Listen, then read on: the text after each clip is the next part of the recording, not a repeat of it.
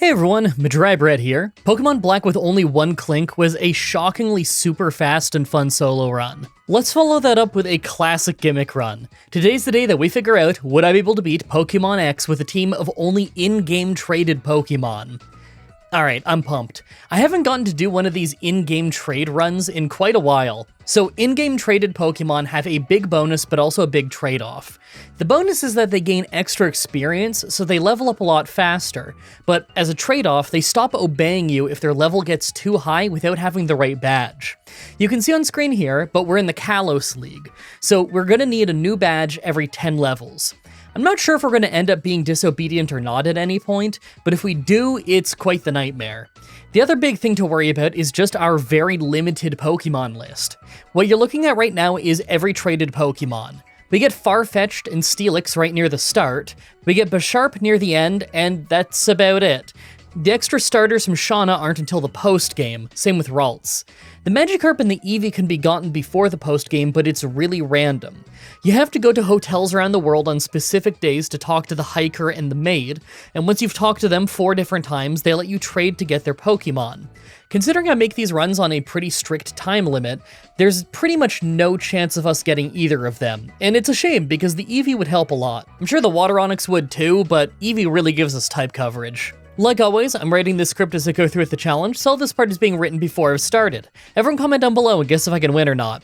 I figure a win is possible, but our very limited team is going to have some serious problems at quite a few parts of the game. I'm really not looking forward to the Elite Four. Let's explain the rules. In combat, I can only use in-game traded Pokemon. I'll need other Pokemon to use HMs, but I won't be allowed to use any of those Pokemon in battle. No glitches or exploits, no items in battle, only Pokeballs, held items, and items outside of combat are allowed. Also, if you enjoyed this video, be sure to like, subscribe, and ring the bell for more. Let's do this. So there's really no need for the Pokemon randomizer this time, we just need to go make our first trade, and thankfully, it's before the first gym, so we don't have to miss out on any major battles. First, I go ahead and catch Bunnelby on Route 2, then I go to Santaloon City to trade it for a Farfetch'd. Not exactly an awesome Pokemon, but I do really like it, and I figure that it's going to be good for the upcoming bug gym anyway. Hey, fun fact, this traded Farfetch'd always has both perfect speed IVs and a good speed nature in Jolly, so we can expect this thing to have the speed advantage most of the time. That's pretty nice. Plus, if I use Thief and grind out fights on the wild Farfetch'd at some point to get a stick for it, then that's gonna boost its crit chance by 2 whole stages. Bulbapedia says that from Gen 6 onward, that would mean that he would crit every single slash, so that's probably what I should do. First though, the bug gym and the fight with Sycamore. Oh yeah, by the way, this run was selected by you guys by doing a poll over on Patreon.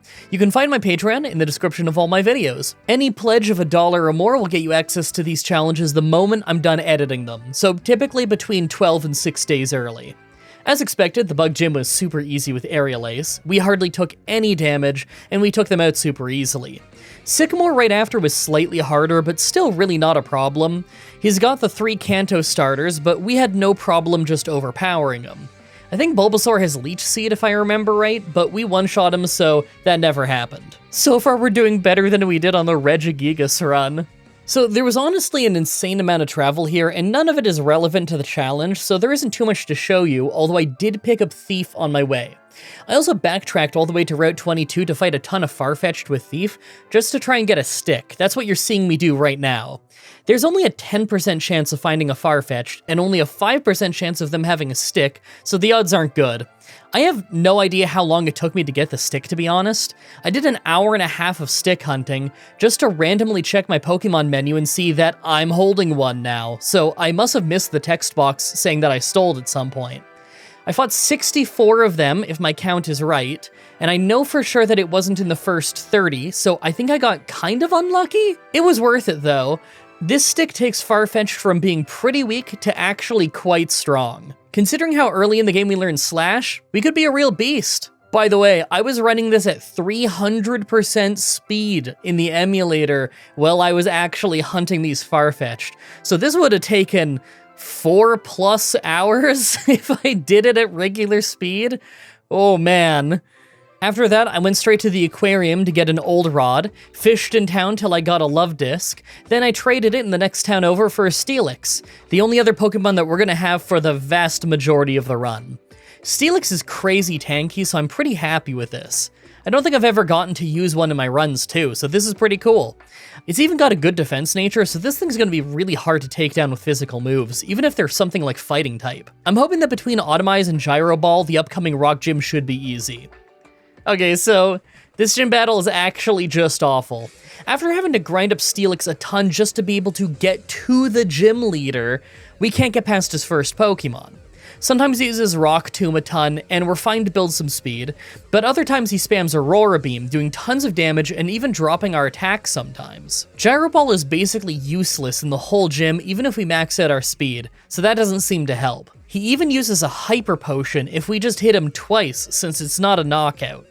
The worst part is that we're super close to level 30, and if we hit level 30, our team stops obeying us, and that might make the fight next to impossible until we get to a way higher level and just overpower them. But I really don't want to resort to that, because that'll make the next few gyms go from being easy to a nightmare, because of the disobedience. I'm gonna have to just try this a ton and see if I can figure out a way to win. So I tried this again a few more times. This time I opened with Strength once, then used Smackdown twice. If it goes well, then we can take him out and bypass the Hyper Potion, but sometimes he uses Aurora Beam a lot to take us out, or get our health to almost nothing. Using Automize to get faster than him is usually a good move. The problem is, next is Tyrant, and we can do a bit of damage, but always faint and have to send in Farfetch'd. We can do some decent damage with Thief if we get crits and we get Swords Dance in, but we still faint in 2 hits. This isn't impossible, just incredibly difficult. I have to keep trying. Farfetch'd has a great crit chance. Maybe I can crit twice.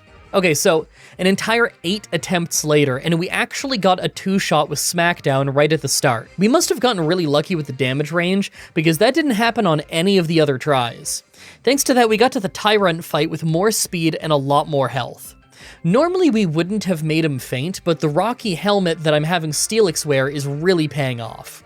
He ended up taking tons of contact damage during all of his bites, to the point that we took him out without even having to resort to Farfetch'd. Now they'll obey us up to level 40, so we can finally level up a little bit again. Alright, we're on the road, but we still don't have much headroom when it comes to our level. We have a rival fight coming up, then the fighting gym. I figure the fighting gym won't be too bad, as long as they don't have anything that hard counters Farfetch'd. Steelix may have amazing defense, but being weak to fighting type means that it might still not go well. So it's really up to Farfetch'd. I figure this is where grinding to get the stick is really gonna save us. Let's hope for the best. Rival time. First is Meowstic, who actually took out over half of Farfetch'd's health before we could take it out, but second was Absol, and it could hardly hurt Steelix at all. We had to speed ourselves up a little bit, but we took it out with tons of health left. Last is Frog Gradier, and its Water Pulse hurt us a lot, but he then switched to Quick Attack for no reason and threw the fight. Even if he didn't do that, I bet Farfetch'd could have finished it off easily. As you expect, the fighting gym was pretty easy. Farfetch'd could take out the first 2 Pokemon really easily, then I switched to Steelix when Hawlucha came out, just to be safe, and we were hardly taking any damage at all from the flying presses. No issue at all? Okay, I think the next 2 fights are probably going to be easy. We have another rival fight and then the grass gym. The rival was a bit hard last time, but not too brutal, and I figure that's going to be more or less the same next time. The grass gym should be really easy though. It's not that brutal of a gym in general, and our Farfetch'd should make really short work of it. It's the electric gym after that I'm not really looking forward to. Our rival was actually a breeze this time, much easier than last time. She doesn't seem to have anything that can handle how tanky Steelix has become, and the Rocky helmet is just awesome on something that can tank hits as well as Steelix. And yeah, as expected, the grass gym was a breeze. Steelix one-shot the Jumpluff at the start, and Farfetch'd was able to one-shot the rest with Fly. No issues at all. Alright, we've had smooth sailing ever since beating the fighting gym, but I think things are about to get harder. We have the electric gym next, a rival fight, and then the fairy gym. Now, I'm holding out hope that the rival will be easy like last time, and Steelix will be able to handle the fairy gym well, but I think the electric gym could be hard. Farfetch'd is probably going to be useless in that fight, and I'm worried about getting paralyzed. I think some of his team might have static, and that could get Steelix. I mean, unless that changed in Gen 6, I don't really know for sure. We finally got some headroom when it comes to leveling up, so I could grind if I need to, but obviously I'd like to avoid that if I can. We'll just see what happens. Well, it turns out the electric gym was actually really easy. We learned Dig on our way, so we had super effective moves for the whole fight. The funny thing is that Magneton at the end never hit us, thanks to him continually changing the battlefield on the first turn, then just having to Hyper Potion every turn as he kept holding on from Sturdy. The moment he ran out of Hyper Potions, he had to change the battlefield again, since it wore off. I guess I was wrong to worry about that one. Right after that is a rival fight, but it went basically the same as the last couple times. Farfetch'd took some damage from Meowstic right at the start, but then Steelix totally destroyed the rest of her team with no problems. After that is the Fairy Gym. Mawile was first, so I had Steelix one-shot it with Dig after we took almost no damage from Crunch. Second was Mr. Mime, who was also a one-shot, but it actually got a Reflect up before it fainted. Last is Sylveon, but it dropped our attack with Charm right away, and we were doing almost nothing between that and the Reflect, so I ended up switching to Farfetch'd. We got taken out pretty fast and didn't do much damage, but we were able to switch back into Steelix and scored a one-shot with Iron Tail. Not bad. So we're getting close to the part of the game where we have our 100 Lysander fights. Okay, it's not 100, it's like 3, but it's still pretty wild that you have to fight 3 boss fights in a row with the same guy. It's all within like an hour. We have to fight our rival, then the Psychic Gym, then it's the first Lysander fight. Our rival has been pretty easy for like 3 fights in a row, so I'm really not that worried. I figure that the Psychic Gym won't be too bad between us resisting Psychic with Steelix and us having Thief on Farfetch'd, but I don't know what to expect with Lysander. I've only beaten this game twice in my whole life, so I don't really remember his team all that well. Let's just hope it's not too bad. Steelix has really been saving us this run. Wow. The rival fight actually went pretty badly for once. Yeah, she added Flareon to the team, but that was pretty easy. The real problem is that it was hailing. Steelix fights tend to take a while, so the chip damage really builds up. I figure this won't be a problem for long though. I think I can just fly away and fly back a few times and it'll stop hailing. I remember in the previous challenge in X, I went to go get a held item and it wasn't hailing anymore when I came back, so I'll do that. So I tried a bunch more after the hail stopped. This time I took out Meowstic pretty fast with some Iron Tails, then switched to Farfetch'd to slash down Flareon in a couple of hits, losing almost half of our health in the process. Greninja was always a problem, but this time we just hardly survived a Dark Pulse and got one slash in, then Steelix was able to survive a hit and hardly finish him off. Last is Absol, and although we got crit twice in a row and nearly fainted, we just hardly took him out. That was such a close call. We really needed the extra health that we lost from hail. The Psychic Gym itself was super easy though. Steel resists Psychic, so they couldn't really do much to Steelix. I tried using Farfetch'd a bit, but he fainted pretty much right away. It didn't matter though, Steelix had a really easy time with the rest of her team. I guess it's time for Lysander now. First is Minefu, who just uses high jump kick, so Fly makes a miss, he takes damage from missing, and then we easily finish him off. Water Onix is next, so I sent in Steelix, and although we did good damage with Rock Slide, Aquatails took out tons of our health before we got the knockout. I sent Farfetch'd back in to deal with Pyroar, but we just got Fire Blasted down after one slash, and of course, Steelix got outsped and finished off. You know, I've been avoiding trainers for a while. I'll just go clear out a big route or two and see if the levels save us. So after taking out a couple of routes, we got the team up to level 60 and 62. This time we were able to easily take out Water Onix with Farfetch'd, and almost took out Pyroar with him too.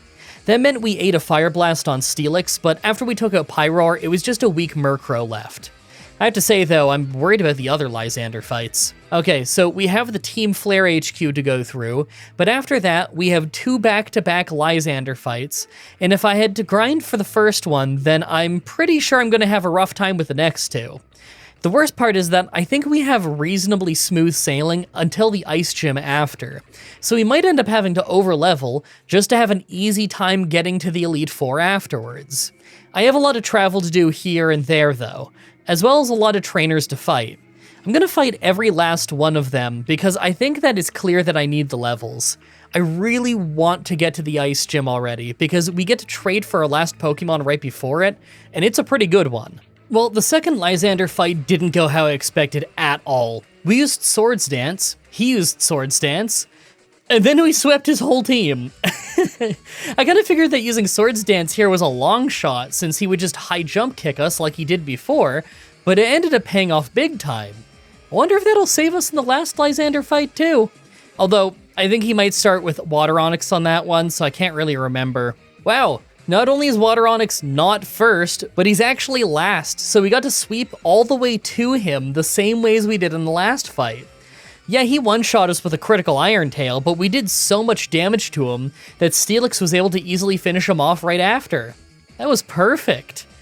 But with all those Team Flare fights done, we have a little boss rush of all of our friends. We have to fight Sycamore, then we fight Shauna, Ty, and Trevor in a row. I remember we don't get to heal between a couple of them, so it could be hard, but I don't really remember them individually being all that bad. I remember this was a pain in the Regigigas run, though. Then we can finally get our last Pokemon when we're done. Okay, so first is Sycamore, who is a total sweep after just one Swords Dance.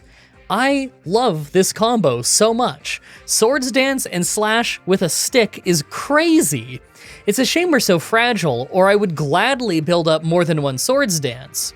I'm just happy that we're so insanely fast because it means we almost always go first. So first for our friend fights is Shauna, who is a one-shot sweep after one Swords Dance. They're all gonna be like this, aren't they? Second is Ty, who is also a one-shot sweep after one Swords Dance. Last is Trevor, though, who actually paralyzed us right away to break our sweeping streak. Smart move. We took out Raichu and fainted after, but Steelix was able to easily finish the rest of his team. Well, I kind of assumed they'd be easy, so I guess this is what I expected, more or less. Alright, right before the Ice Gym, and it's time for our last Pokemon. I go ahead and catch a local Jigglypuff and trade it for this awesome Bisharp that has perfect attack IVs and a good attack nature. This thing's gonna be really dangerous. I gave it a King's Rock right away since it's probably the best held item that I still have, although I do have leftovers and that could potentially be more useful at some point. So the Ice Gym took a couple of tries just to figure out how I wanted to handle it, but it was incredibly easy once I did. Iron Tail took out everything just fine other than Cryogonal, who I just one-shot with a Slash since I knew Farfetch'd would be faster, and Cryogonal doesn't have much defense anyway. Avalugg was tanky at the end, and we missed an Iron Tail first, but as soon as we hit him, we won. I get the feeling that this Ice Gym is always going to be kinda easy. Is Platinum the only Ice Gym that's actually kinda hard in these games?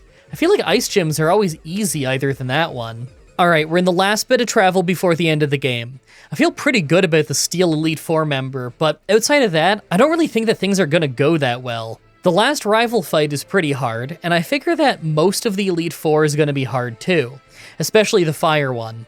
I made sure to pick up the TM for Earthquake so that I could get an upgrade from Dig, but other than that, there isn't much I can do to improve our moveset. Bisharp can't really learn much that I'm interested in. Alright, rival time, and this is a really hard one. Right away, I have Steelix quickly take out Meowstic, but second is Flareon, so I have to send in Farfetch to crit it with a Slash to take it out.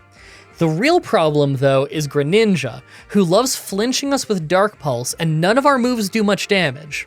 On this lucky run, we got a defense drop on him with Iron Tail, so Farfetch'd was able to take him out with a Slash, but that doesn't happen often. Second from last is Altaria, who we take out in 2 slashes, but we land with almost no health left. Last is Absol, who finishes us off with Quick Attack, so we have to send in our Bisharp.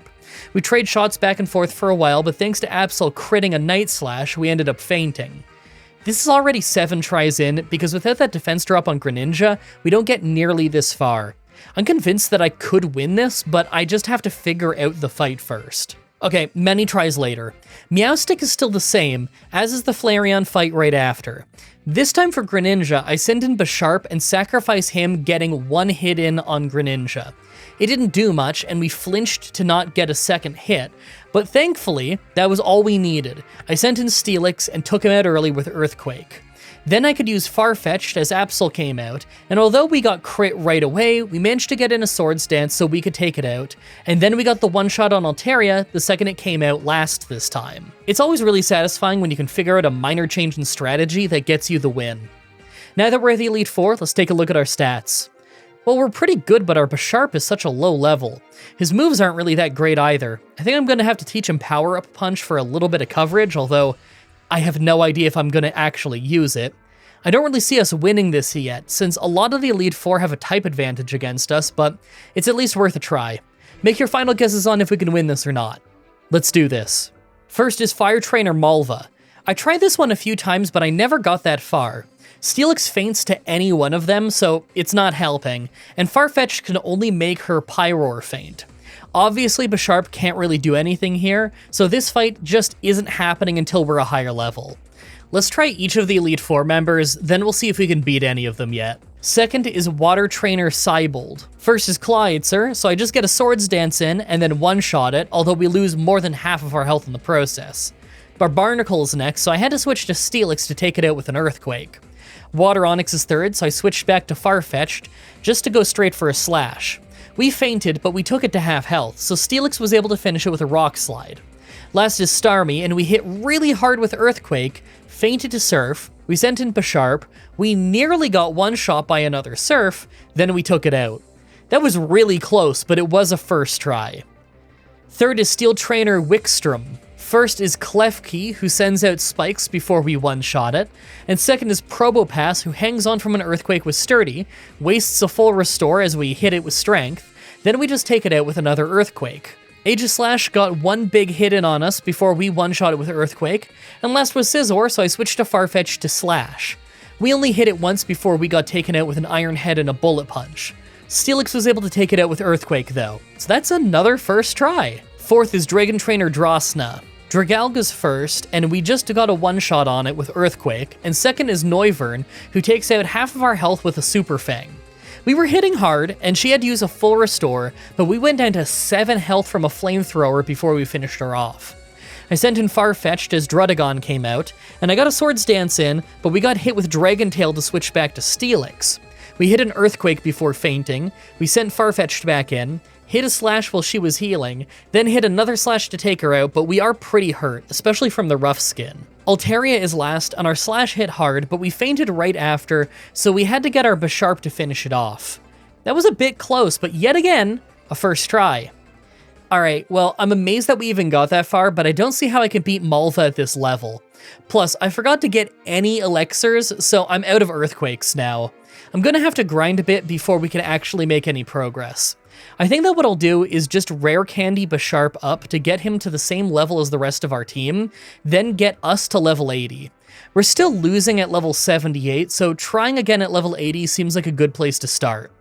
Okay, back at Malva, after a bunch of tries to figure out how I want to do this fight. First is Farfetch'd versus Pyroar, and we open with Swords Dance as we take a Wild Charge, then we one-shot him.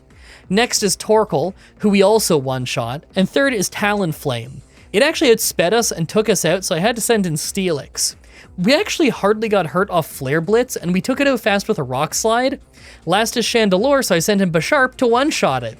That went really well. Finally, the Pokemon Champion Diantha. Once again, this took a few tries to figure out how I wanted to do this fight.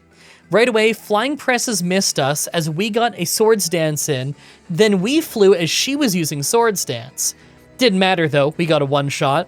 Tyrantrum was next, so I had to switch to Steelix to one-shot it with an Earthquake. That means I couldn't keep my Swords Dance, unfortunately. Goodra is next, so I sent Farfetch'd back into Swords Dance as we took a Dragon Pulse. One Slash got a one-shot. Aurorus is next, and I slashed it to nearly take it out, then lucked out as Blizzard missed.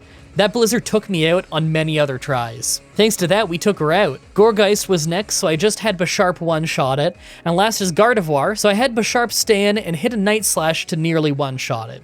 Moonblast did great damage to us, she full restored, we hit another Night Slash, she kept using full restores, and eventually she actually fainted. It took a few tries and the luck of Blizzard missing when we did, but we did win. That was actually a lot better pace than I thought it would be. There wasn't a ton of grinding, we had some really fun Pokemon, and a lot of the battles were really interesting. I love how that one went. I really hope you guys like that run. The next Pokemon Challenge should be up next week on Saturday, like usual, with Pokemon White 2 with only version exclusives. As always, I'm looking at your suggestions in the comments, in the challenge request section of my Discord channel, and on Twitter. Subscribe, ring the bell, stay tuned. Outro time. Oh, my voice is getting a little bit hoarse, but I'm powering on through. That was a really fun run. I think I'm going to start doing more X runs more frequently. One, because it did really well on the poll. You guys clearly want to see more of it. But two, now that I actually know how to do rare candy cheats on Pokemon X, I thought you couldn't before. No, it turns out that just the way you do it is way different than in any other emulator. You put them on the game rather than putting them in like just an emulator option. Also, it says that your save file is corrupted if you try to load while you have it. It's really weird. So what you have to do is you have to pop it on when you need it, and you get your rare candy or whatever, and then you have to like turn it off after. It's so weird. It's actually an all medicine sheet, but it doesn't give you all medicine. It just gives you a bunch of whatever medicine you already have. So like there was a point where like I realized I had no elixirs and I had to go back for them, and that was an enormous pain during the Elite Four, but whatever, it's not a huge deal. As always though, I only use the rare candies if my effort value is already maxed out, and also if I've already fought all the trainers in the area on the way there, because usually just fighting the trainers gets me to an appropriate level.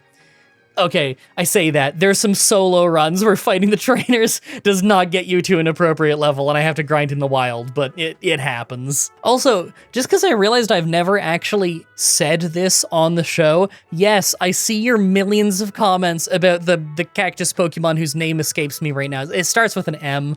I see the comments and everything. It's on my list, I swear. I see it gets asked for all the time. So, like, I want to make it like a big special thing, because clearly you guys want it. I think apparently it started because like just one person kept asking for it forever and it took off with everyone else, which is nuts, by the way, because there's someone on my channel who's been asking for like a Driftbloom run for way longer than that. And I've never seen that one take off. I mean, I think I did the run in like a different game or something, but I still need to do it in the one that they were asking for. I think it was Black they were asking for. I have it written down somewhere. It's not a huge deal. I will do it at some point. Trust me, it's just, I kind of feel like it should be like a big thing. Maybe I'll put it on the poll. You know what? I'll put it on the Patreon poll and it'll probably just obliterate all of the other results because it sure seems like it from how much you guys comment it. Then again, knowing how YouTube behaves, I'll put it up. No one will see it because YouTube barely promotes people you subscribe to anymore. They changed it back in like September of 2023 so that like, dude, you can click one video of one genre and all of a sudden it's just force feeding you a million of that same video, unrelated. Like, it's not showing you any of your subscriptions anymore. You gotta go to your subscription feed for that. But then you got the problem of like, okay, let's say you're subscribed to some people, but you only really watch like one or two series that they do. You don't watch every video that they do, right? A lot of you guys are like that with me, and that's perfectly fine. I don't care. Watch whatever you want to watch. You don't even need to watch me. I don't mind. I know a lot of you don't watch my Let's Plays, even though they're really good. But the way the algorithm used to work, if you just watched my Pokemon challenges like every single week, but you didn't watch the Let's Plays, that's fine. You just go to your homepage and it'll show you when I put up the new Pokemon challenge and it won't show you when I put up the new Let's Play. That's exactly what you want. Now it doesn't seem to care at all about if you're subscribed to someone. So the only way you'd be able to find it is if you go to your sub feed. But if you go to your sub feed, then there's also a lot of stuff from the channels that you don't watch the stuff from. You only watch like some of their stuff, but now you're seeing all of the stuff, even the stuff that you're not as interested in. And yeah, maybe you should give some of that stuff a chance, because look, a lot of YouTubers put up different kinds of videos, and usually all of them are quite good. It's just not always your cup of tea, or maybe you haven't given it a chance yet. But, I kind of think the old system was better than the new system, where you'll click like, I don't know, one video about some obscure fishing thing, and now it's cramming everything fishing related hardcore down your throat until you click one other random thing, and then that's all it shows you. Man, I clicked like one YouTube short that was like a judge being sassy when giving their sentence to some person, and now every day is just that. Oh my god, they're never gonna fix it, are they? They're totally never gonna fix it. Oh, I gotta get to editing this video. Sooner I edit it, the sooner I can get it up on Patreon, and you guys can watch it early. Thank you everybody so much for watching, and until next time, have a nice day.